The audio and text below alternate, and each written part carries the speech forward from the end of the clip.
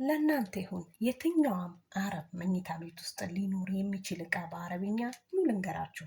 በተለይ ወደ ቤሩት የምትመጡ አዳዲስ ልጆች ይጠቅማቸዋል። ከመኝታ ቤት ስም እንጀምር። መኝታ ቤት ስም እንጀምር። መኝታ ቤት ምን ይባላል? ውድት ኖ፣ ውድት ኖ።